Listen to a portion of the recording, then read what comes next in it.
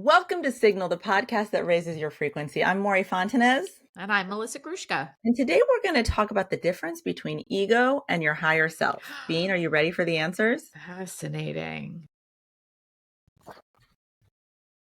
Hi, Bean. Hi. I think that one Prompt you to time, say hi to me first. and I also think that I should do like I don't even know, like a cap cut of all the faces I make after I respond from my gut to what you ask me in the beginning at the top of these. I'm always like, yeah, I make all these weird words and sounds and faces, and every single time I make a face at myself. Like, I'm going to cut all of those. Yeah, I'm going to cut those all together. Like 365 days of my faces doing. We can't wait for our for YouTube, so you know what I'm talking about. Anyway, how's it hanging, man? Hi. It's hanging pretty good. Is that delightful? Okay, good. I'd love to hear. I have a delight that I'm like delighted by, but I'm embarrassed by the fact that I'm delighted by it. But as soon as it happened, I was like, I'm going to tell Bean about this on the podcast. Oh, I can't wait. And then I was like, oh, it's going to be so embarrassing that I'm delighted by it for our listeners, but I'm just going to say it because I'm so delighted. What? Okay. So, oh my God, I feel like I talked about Raina last episode too, but Raina's fine. just She's the worthwhile. center of my world right now. Yeah, she's amazing. I went to go pick up Raina from school yesterday, and she gets in the car and she's like, Mom, I have 3 things to tell you from my friends. And I was like, me? She's like, yeah, 3 things in one day. I was like, okay. When teenagers want to say good things about you, I don't know. I thought I would never care, but when teenagers say good things about you in your 40s, it's like, you're like, oh my God, I couldn't be cooler. I couldn't believe it. Like, and then she proceeded to 3 different friends walked up to her and gave her like compliments about me in the same day. What compliments? One friend is a boy. We were at the grocery store the day before that, and he came in and like someone had been really mean to him, and he was telling Raina in the store, and I was like, that is not okay. I looked at him, I was like, I just want you to know that is not okay. So then she said yesterday, he was like, Raina, your mom is so kind and so nice. Like just walked in that. And then another friend said something about me not looking my age. And then that's amazing. A third friend apparently was in a class, and this boy, the third friend is one of her like best friends in school. She didn't tell her, but this boy that was in class with this friend came and was like, Raina, we had to write today in class about an inspiring figure in our lives. And this friend wrote about your mom. That is so nice. Like, what did she write? She's like, she wrote about how you started your own business and you don't let anything stop you and you do everything on your own and you're so inspirational. I was like, what? I agree with that 16-year-old. That's how I feel about you. Bean, I'm killing it with the 16-year-old demographic. Oh my gosh. Maybe we should try a new angle on this pod. Like talk about, I don't know what 16-year-olds are into. I don't know. My 10-year-old just told me I don't dress cool. She said, you dress okay, but like it's not on trend or something like that. Of course it's not. Of course it's not. I think I keep up with the trends. I thought I do. I literally thought I did until my 10-year-old told me otherwise. You think you keep up with the high school kid trends in the way you dress? You're that delusional? Not high school, but like I own barrel jeans. I mean, but that's what's cool to her is high school kids and the way they're dressing. Those are the trends for your 13-year-old gorgeous daughter. No, my 10-year-old said this. Oh wow, she's savage. Yeah, exactly. Those are the trends for her too. Whatever. Anyway, that is rad. There's nothing like a teenage compliment. I'm not going to lie. I don't know what it is, but there's something about it. But how do you fathom 3 teenage compliments in one day? Your head explodes. Gender. I mean, you're killing. Tell me about your week. What do you got? What's going on? Cringy? Delighty? I actually have a delight, but I have a question for you. My delight is attached to a question that I have for you. And I'm going to put you on the spot. Also, what does your shirt say? Oh, it says ambitious. Oh, shit. Yeah. It's like those kids said, you're ambitious. So they wrote about you. I put the shirt on after they said it. Wow. You are ambitious. Amazing. I was in a funk where I wasn't working out. I work out a decent amount and I got in some weird mental block space. And then I finally broke it last Sunday, which you don't think you. Thank you. So that is my delight is that I was in this space and then I like got really in my head. It was very out of character. The whole thing was very uncomfortable for me. I don't know what triggered it. I think I got like sick or something, and then I Yes, stopped working that out always for a triggers little. it for me. But then, like, I, like, suddenly was like, "I can't go back." Out of nowhere, it, like, To attacked my yoga? brain To to what? yoga, and yoga is, like, life for me, like, Yeah, m it's my the peak of my spirituality is probably doing yoga. Like, I feel the yeah, most connected to connected. the earth and to myself when I do Yeah, yoga. yeah. It is nothing but joy for me, and I just couldn't do it. And, like, even walking, I was like, I walk the dogs, I go for walks. I couldn't do it. I mean, maybe the fact that it's freaking -4 degrees here had something to do with That it. But does help. anyway, the question for me is when you are in said block, because this happens to so many people, this hasn't happened to me as much with this. How do you break it? I don't even know how I did it.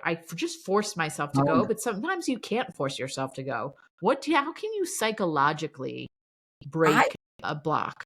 I generally will honor the block for a certain period of time. I'll try not to fight the block. I'll just be like, "Okay, you're here, you're here, you're here."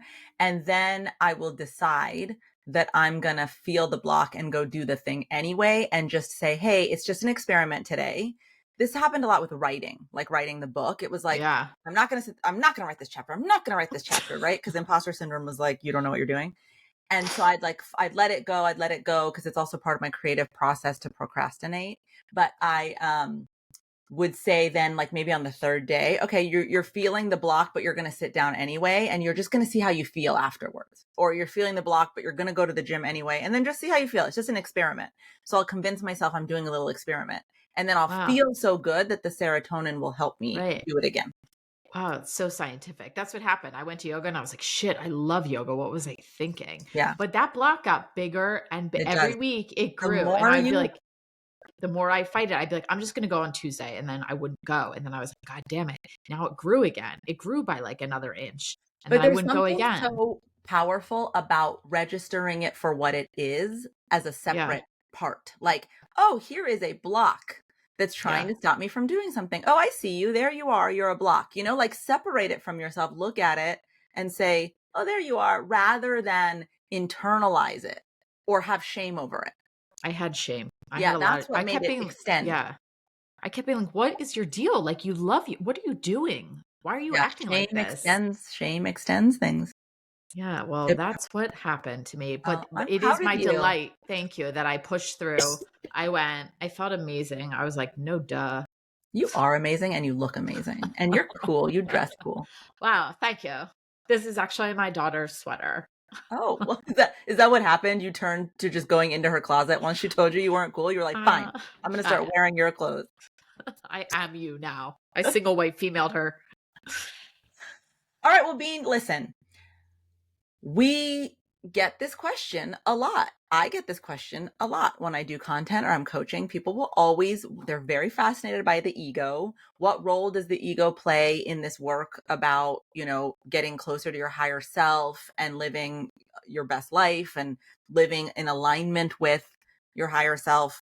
And so we thought, why don't we just talk about the difference between your ego and your higher self so that we can have some discernment for our listeners. And that way, you know the difference. And then you get to kind of choose which part of yourself you're going to listen to. Are you, And frankly, even as your best friend, I have this problem all the time. you ask me, you're one of the people who asks me all the time. Exactly. And So now, I am looking forward to listening to this episode. oh, good. Okay. Well, I'm going to tell you. All right. So we are going to start by talking about what each one is. What is the ego? What is the higher self? Because we have to understand them to understand their differences. But before we do that, I'm just going to give you a little blind quiz. Oh, If heck you yeah. had to backed into a corner, your Ah, life depended on it. get away from me. Oh, tell the difference between ego and higher self. What would you say it is? I just want to hear I what knew you were going to do. I hate when you give me pop quizzes, but one of my you favorite love things is giving me giving pop. you It's and called my sister. hypocrisy. Um, all right. What would I say? I mean, I think your higher self is your truth and your ego self is what you think you're supposed to say or what you really think you feel based on external circumstances and not a truth that is coming from within. Oh, okay. And why do you feel like it's important for us to know the difference? Because one is more valid than the other. I mean, the ego is still a part of you, the ego is still a part of you, but maybe not as in touch with your truest desires as your higher self, because there are too many other factors at play, not just your core truth. Bean, A Did I do plus it? answers. Yay! You. Thank You knew you. intuitively. So Thank that's you. why it's important for you to know the difference, is because if you want to live a life in total alignment with your desires and what is true to you, like true really to you, that is the only way to be fulfilled in this life, is to live your life, not live someone else's Right. life. So you want to live your life, you have to learn the difference between what your ego is telling you and what your higher self is telling you. So that's why we're making this episode. Bean, A plus, 3 gold Thanks. stars.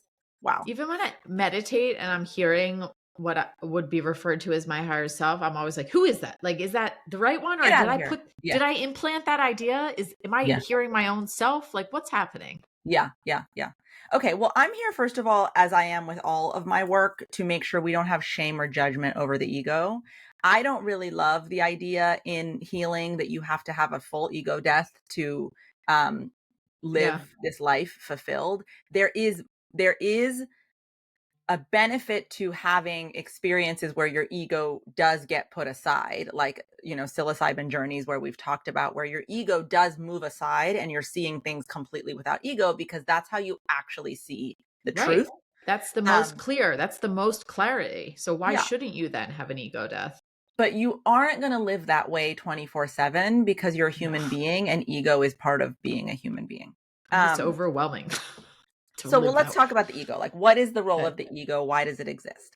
Sure. Um, so the Yeah. ego is basically just our ability to have a sense of self. The ego is what detects you as a self, not a part of a larger conglomerate, but an individual being who has um, uh, needs that are based on your survival. Like even somebody stranded on an island alone who has never encountered another human has an ego, you are Correct. telling me. Correct. Interesting. I Your would have ego said is the no. part of you that detects you as a self. It is Okay. the part of you that goes, oh, I am Melissa Ugh, and I am worst an name. individual being. Did you say My worst name?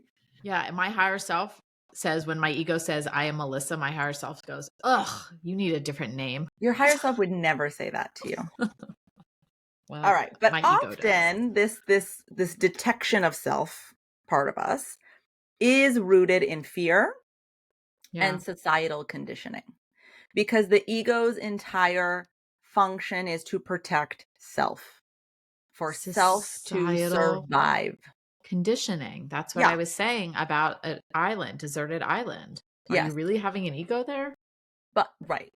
But this is where I don't want us to put ego in a label or a category as negative, which is what happens a lot Mhm. in Yes. the conversation about ego.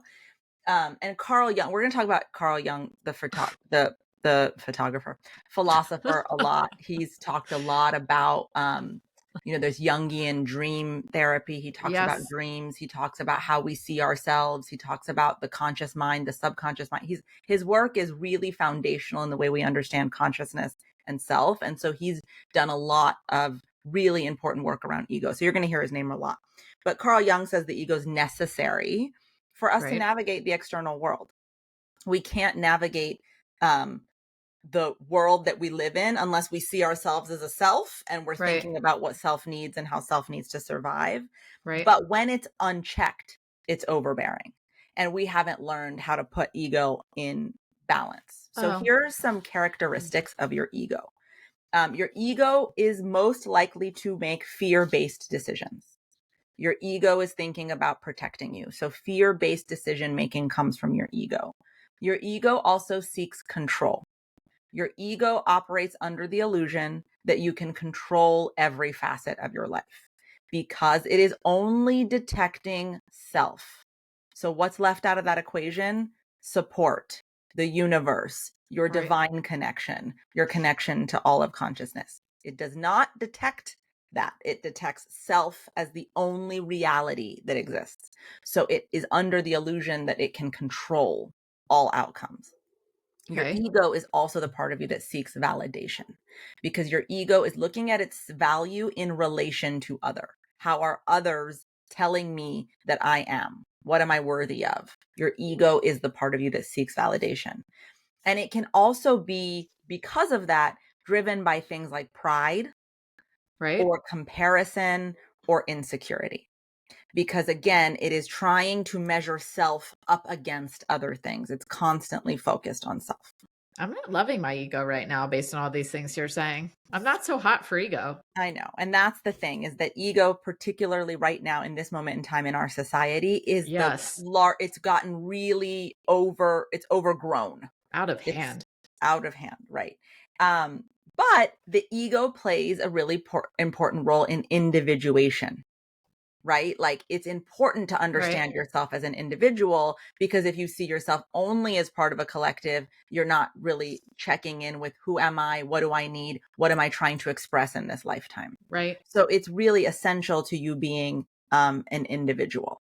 Carl Jung, for example, says that balancing the ego with self is what creates psychological wholeness. So there is no ability to take it away. You have to balance it with your higher self so that you have this whole psychological That's life. accurate. That's right. Yeah. Um, I'm going to and say he's yeah, right. yeah, he's right. He knows what he's talking about. Yeah, yeah. If he needed any validation, I'm here to say, sounds right. Um, Carl Jung. so if you think about this idea of individuation, let's just take 2 minutes and talk about that. Okay. Individuation is just this process of integrating all parts of the psyche, conscious and unconscious, into a harmonious and whole self. Mm, So you're taking mm. your psyche, the parts that are conscious and unconscious, and you are incorporating them into a understanding of your whole self.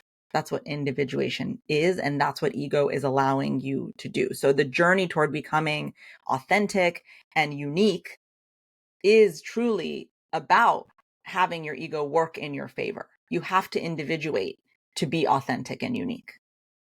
Does your ego and your higher self, do they have to work together or they just have to be both recognized? That's a great question. It is Thank a you. balance. It is a dance between the two. And that's what I really want the takeaway to be from this conversation is, it's not about getting rid of ego to embody higher self. It's Right. about allowing ego to play the role it needs to play for your authenticity, uniqueness, desire to come out, but Right. then allowing your higher self to help you get those needs met in a more whole, uh, abundant, caring way for yourself. So we'll get to the higher self part. Is it fair to say that the ego is like a gateway for the higher self or incorrect? That's such a good question.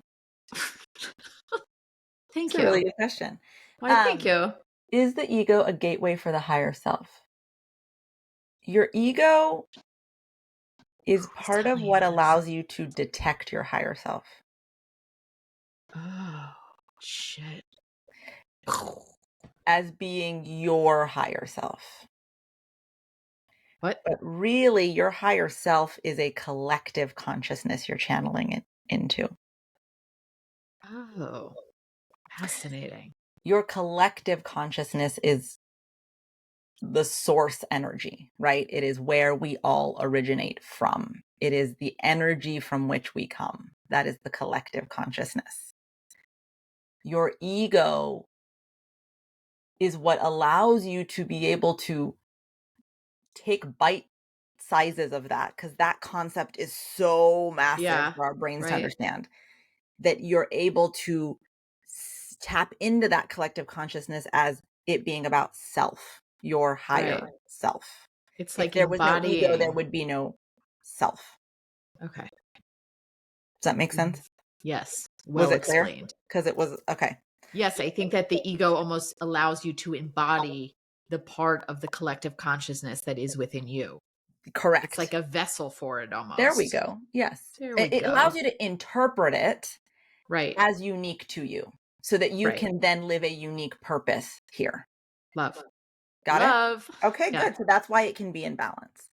Um, so the ego is the conscious part of the psyche that forms our sense of identity. It's the I, Mm.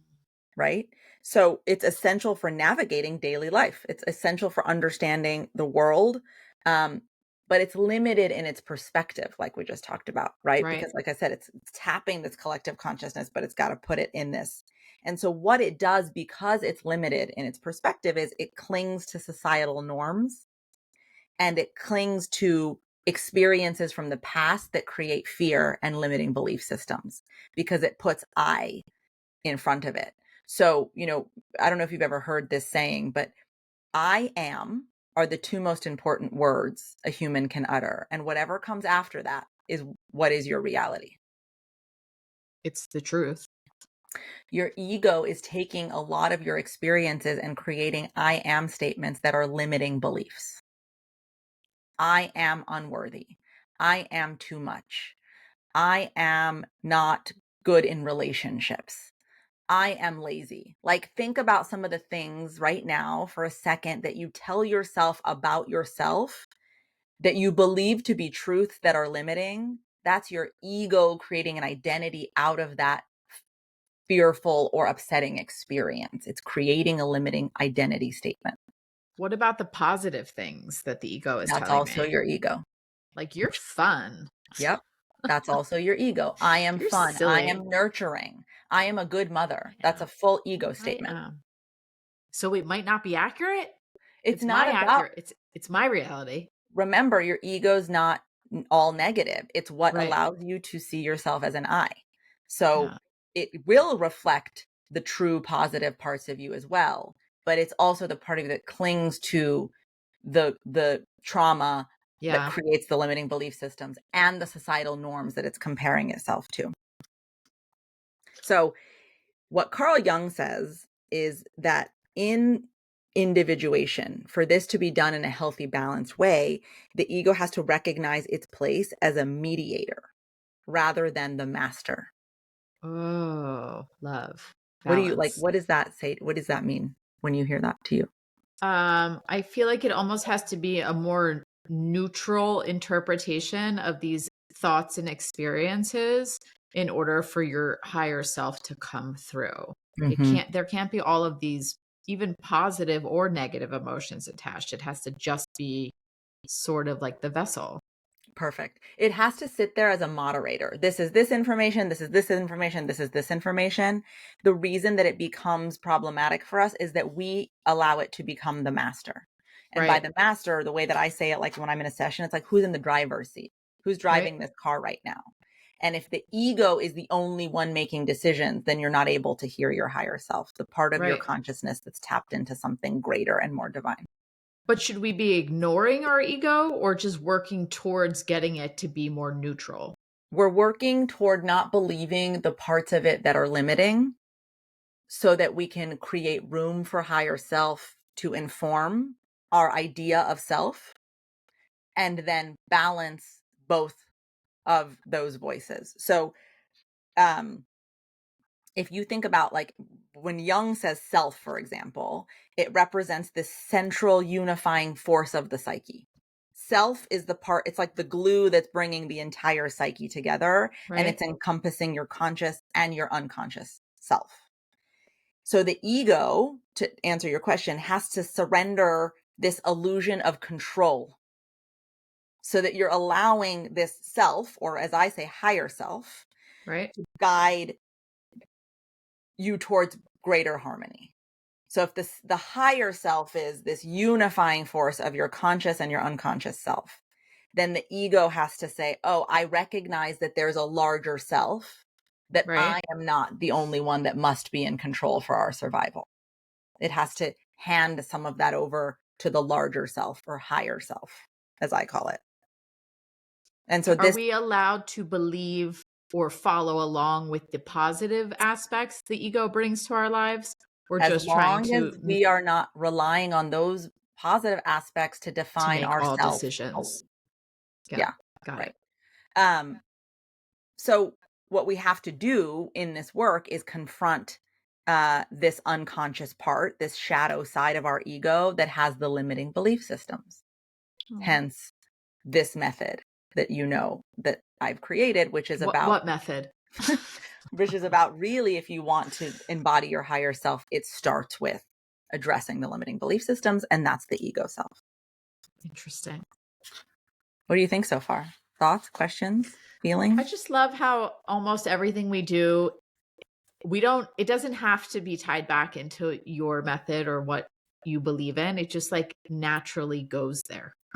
Like you just you understood a concept that applies like to everything. Do you understand what I mean? Does that make I any do. sense to I you? feel like I want you to make that as a promo for the book, and let's get that out there.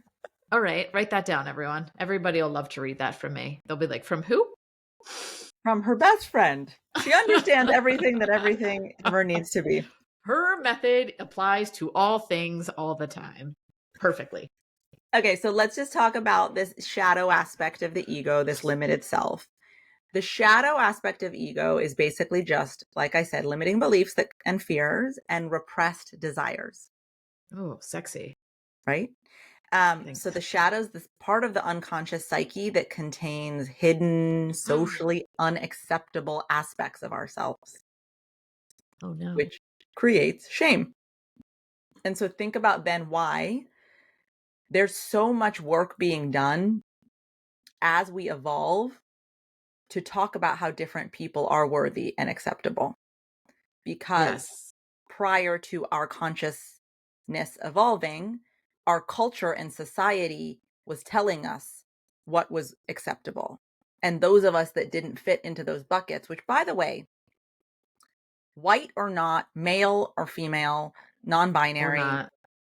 all of us have shadow parts of ourselves that we are ashamed of. Of course. All of us, right?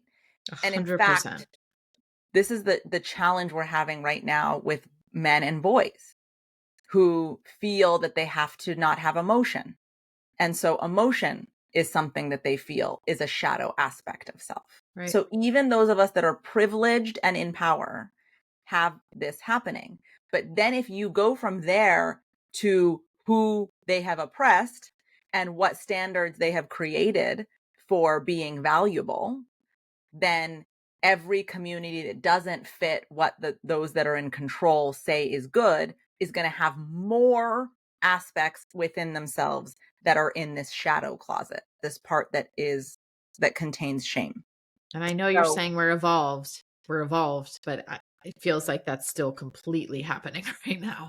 yeah, we're evolving. I mean, this is my answer to when you hear really frightened conservatives say, why do it has to be in our face that you're trans? It's like, Right. because it's important for people to wake up to the knowledge that that is not a shameful part of self. And unless we keep shouting it from the rooftops, No that one's part listening. stays in the closet. So that is why woke progressives are frustrating you with shouting it from the rooftops. It's actually a societal evolution of consciousness about what's acceptable. So for instance, if someone sees themselves as kind and selfless, then they might repress feelings of anger. Or if you think you're selfless, you might repress desire you have around things. Last week, we had Kendall on to talk about money. And one of the things she said, which I thought was such a light bulb moment, is spend money on the things you love. Right. And don't feel shame over it. Right. Well, we have been taught that that can be selfish. So we're going to repress and set aside those parts of ourselves. And those parts then become the shadow part of our ego. Right. So what we're going to do then is we're going to manifest these unconscious repressed behaviors and projections that create conflict in our life. So Because unfortunate. because our ego wants to identify ourselves as selfless. That's the label that's acceptable societally. So instead of facing what I want, I'm going to shove it in this shadow closet. And then I'm going to say, that I'm perfectly selfless, but I'm going to be passive aggressive. I'm going to be judgmental. I'm going to be an asshole to the person behind me in traffic. And I'm not actually selfless because of that. Yeah, totally. So one of the things that this work is about in accepting ego as being something you're never going to get rid of, though, is understanding what are the parts that my ego's put in the shadow closet, Right? and how do I start to look at those things and confront them and integrate them in a loving, more accepting way. I always tell people, if you have a desire, it's naturally in you as part of your purpose. It is divinely implanted in you as part of your purpose on this planet. When you can see your desire that way, you're able to integrate it into your life and into your psyche without so much judgment and shame. What if your desire is harmful? That is a question that I feel like we've gotten into before, because it comes up a lot when I talk about desire. Yeah. Your desire becomes harmful, I believe, from a place of repression. Interesting. So I'm talking about honoring your truth and who you are and the shadow aspects so that it doesn't turn into harm. Got it. I think the thing that I said before about, like, when you deny the shadow, it doesn't eliminate it. It manifests in unconscious behaviors and conflicts. Right. So I think that desiring harm, is coming out of a place of repression of true, actual desire. Harm is not the desire. Harm is the projection. Right. The desire is something you're denying beneath it. Got it. Um, So we want to just accept the parts of ourselves that we have not accepted, so that ego isn't running amok, isn't running wild. You asked, how do we get it into balance? This is the biggest way, is to not allow ego to stick things in a shadow closet and tell us they're not acceptable because society doesn't accept them. And I wonder if the more amok the ego is running, the louder it is and the more deafening it Mhm. is for your higher self, because it's so out of control that it's all you can pay attention to. 100%. 100%. The reason we don't hear our intuition is because our ego is projecting so much fear, and it is so loud, and we react and make decisions from that place of should instead of deep knowing. Right. Yeah. Um, Fascinating. so just so that you know that, like, shadow is something that is practical and happens every day, I just wanted to give some examples of, like, the shadow part of ego in action. The first one is projection. It's seeing qualities in others that we don't like or that we judge because we have them in ourselves or we're ashamed of them in ourselves. Right. Every time I have a visceral judgment about someone, I know for a fact it's something about me that I'm ashamed of. I haven't gotten good at identifying that, but I would really like to. Yeah. Let's play with it. Let's play. Yeah. Um So, for example, someone who's criticizing someone else for being selfish, they might actually be unconsciously denying their own selfish tendencies, their own ways of putting themselves first. And so the projection is, wow, Melissa's so selfish, rather than, oh, you know what? I feel like in these instances, I'm putting myself first and I feel ashamed of that. Or, or I want to put myself first and I can't, because I'm ashamed of my desires. I'm glad that you just clarified that. Yeah. I was coming up with my own example that I'm like, this doesn't apply. Yeah. It's Good. also, I mean, envy is a big part of the way that we create judgment, because we want something, but we don't Right. want to own the fact that we want it. So we exist in envy, which creates judgment. Okay. So do you feel like you have a good grasp of ego? Yes. Much better, truthfully, than I ever did. Great. And So I was a we're psych minor. gonna pivot. It's like when I say I was a Spanish minor and I can't even, like, talk to, like, I the didn't. You person were? who, yeah. Oh, I, like, read ole. novels in Spanish at one point. Wow. Muy Yeah. bueno. And then I Wow. get all freaked out about talking to anyone.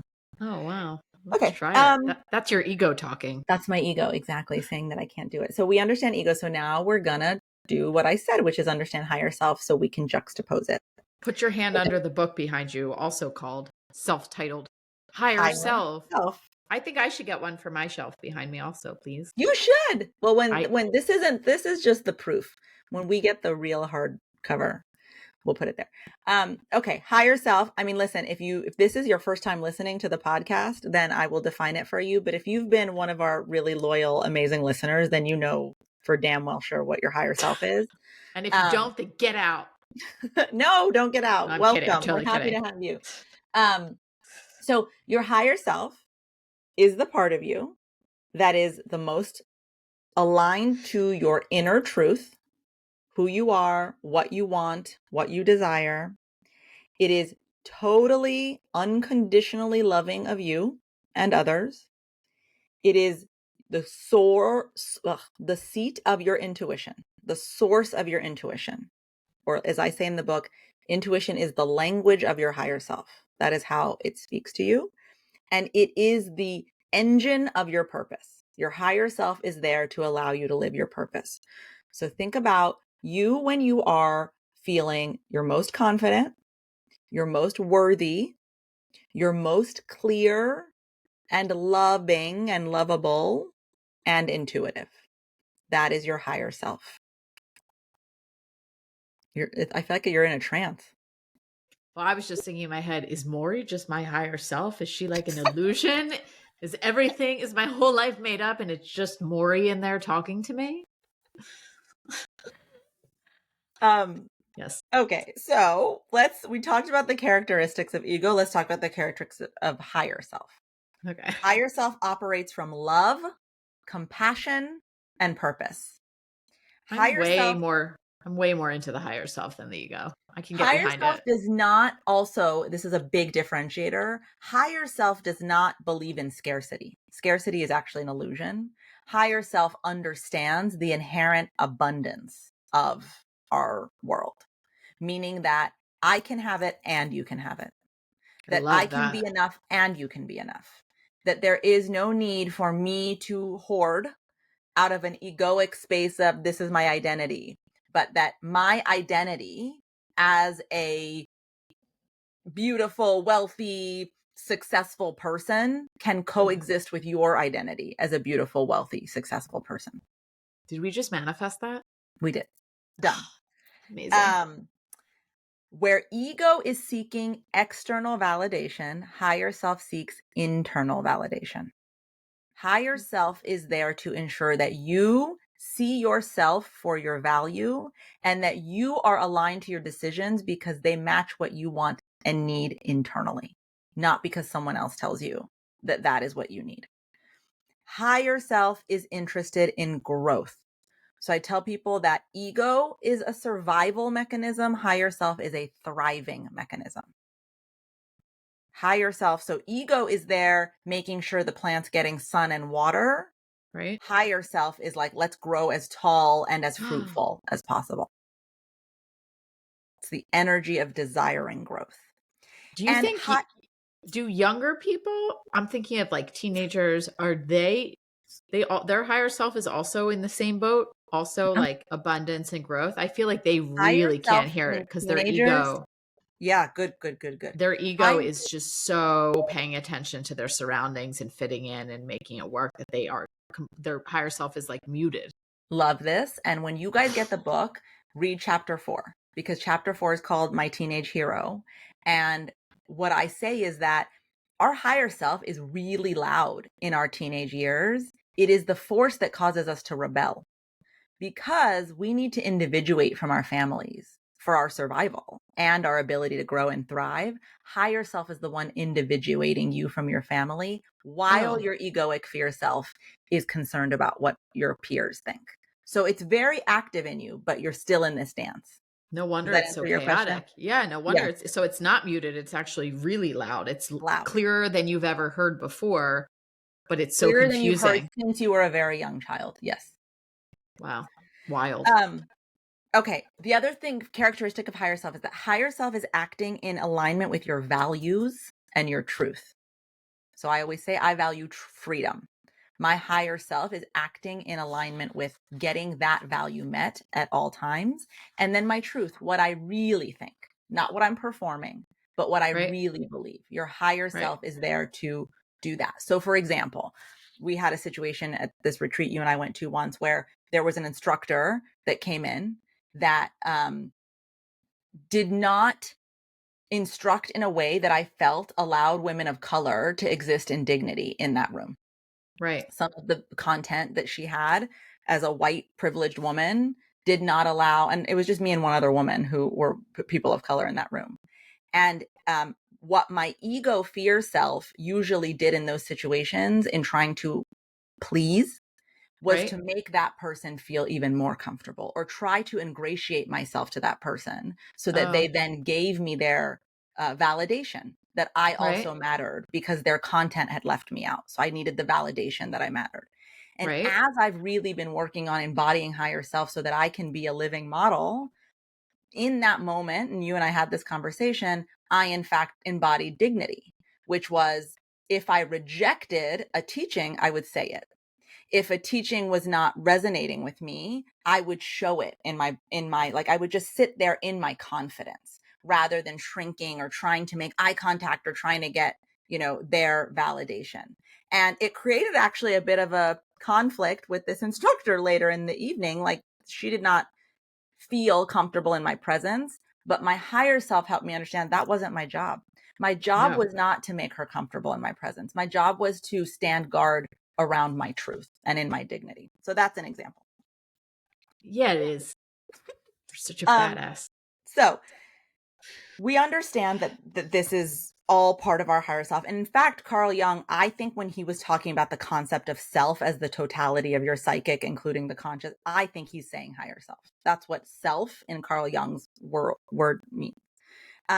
But I want to talk about how we can tell the difference because I want you guys, as you're out there operating in the world, trying to grow and be your best self, as you're making decisions in your life, it's really powerful to learn discernment between the ego, fear self, and the higher self. And then, as I always say, you're accountable to the choice and there's no judgment. I pick Right. yourself all the time. But it's important at least to know that there are two selves. That way, the ego is not the master because you're allowing the ego to know, oh no, there's a whole other self I have to take into consideration. So It's a here are just a balance. few, Yeah. a few tangible takeaway tools or things to Oh, think about. I I know know you what I do. like. Okay. Key differences. Ego reacts, higher Um, self responds. what? Ego reacts. Ego is reacting to a situation Right. without like it's just doing its thing. Higher Okay. self, if you listen in, it gives you a response. And then you can think about how you want to behave or what action you want to take. Can So, you higher self is the part of you can tap for answers and it will give you a response, not an action, an answer. Higher self's just going to do an action. I mean, sorry, ego self ego? is just going to do a reactive action. I don't think I hear my higher self a lot. I think you do. I I think do? when you say you trust your gut or this feeling you get I about do. someone, that's a Yeah. response from your higher self. Yeah. You're You're meeting right. someone, your higher self giving you a response, and it's Right. about listening. Right. Ego seeks to protect and control. Higher self seeks to trust and surrender. Trust yourself, surrender to the fact that you are not an individual operating outside of a larger consciousness. Higher self has faith in itself and in the universe. I think that's where it gets a little murky for me because your ego is the thing that has to do with everybody else and your higher self is yourself, but it also has to do with everybody else. That's where I think it gets Faith convoluted for in me. the larger consciousness. Remember I said you come from a larger divine consciousness. You Right? come from source energy. Higher self has faith in that connection. Does that make sense? Totally. Yeah. I just struggle with collective consciousness because I go back and forth of like, is that real? Is that not Mhm, real? That's mhm. maybe that's why it's convoluted for me. Yeah. Um, the other thing that you can tell the difference, ego is loud and urgent. Ego Yeah. creates a lot of "Ugh" Yeah. inside of you. Higher self is quiet and steady. It's just Yeah. very, like I say, your intuition is like a period at the end of a sentence. It's very comes through steady, factual, clear, calm. It's emotionally neutral. Ego is what creates a lot of um the anxiety, the fear feelings, all of that like loud shouting at you. Oh my God, if Right. you don't do this, this is gonna whatever, right? Yeah. Um, So here are some signs you're operating from your ego. You have a fear of judgment, you're in self-doubt a lot, or you have excessive pride. No one can do it better than you. You're the best at this thing.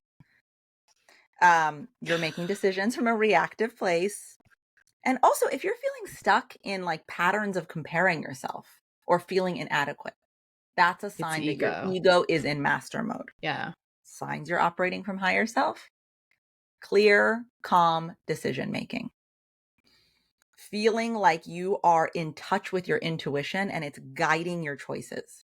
A sense of peace, even in challenging times. Like, I know what I know, and I'm going to navigate through this with that knowing as my compass, rather than this fear-based, oh my God, if you don't do this, then you're going to miss out on that. It's having some faith in the intuitive answers. I want to hear it. Is there, we may have already covered this. Quick question though. How do we quiet the ego a little bit when it's super loud? This And is I'm a trying to great hear my question. inner. Thank you. Yes. Okay. So maybe that's how we end. Okay. I love that. Because I So think that's actually the greatest challenge for most people is even once I can differentiate, what do I do? yeah. Yeah. So it always starts with practicing self-awareness. And what that means is literally registering the thoughts and feelings that are contracting, that are reactive, that are loud and urgent, and putting them in the bucket of this is fear. This is ego driven fear. Being aware that that is what's happening rather than accepting those thoughts as like, this is just truth.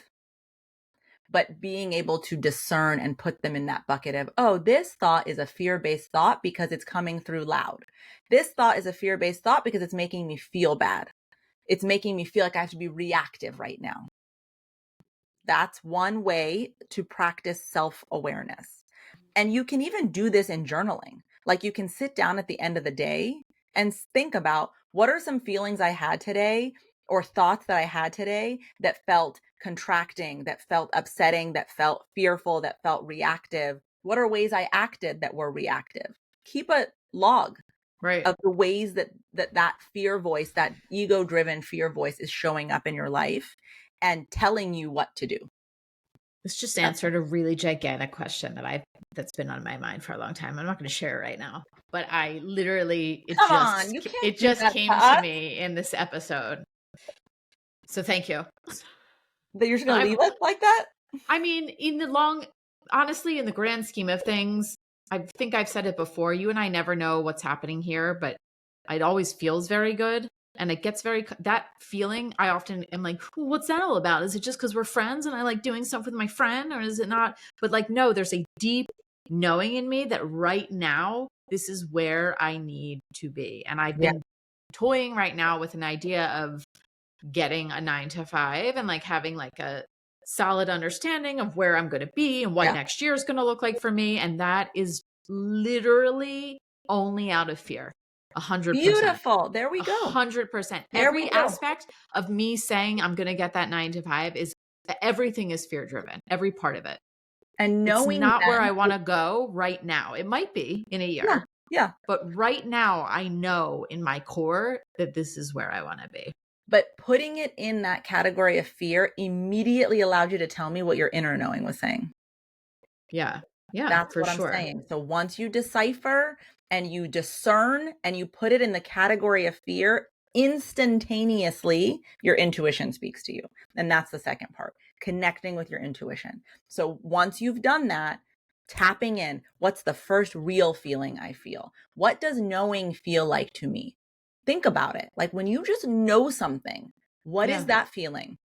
Chasing that feeling. And if that means you've got to meditate or sit silently or go for a walk, find a process that allows you to get into that experience of knowing. But the reality is, I am in that experience of knowing, but it's so frightening because this podcast and where you and I are like all of these things, there's so much uncertainty surrounding all of it that even the knowing is too frightening to handle sometimes. You know what I mean? The knowing isn't frightening. The No, ego is no. telling you to be afraid of what you're getting. Correct. Yeah. Correct. Yeah. So then do the same process again. Oh, I'm noticing the ego driven fear is telling me to be afraid of my intuition. Just Right. notice it and put it in that category. Right. And then you're doing this, but another really, I know, I just did a thumbs up. I love that. Um, Another important way to connect to your higher self is to allow space for mistakes.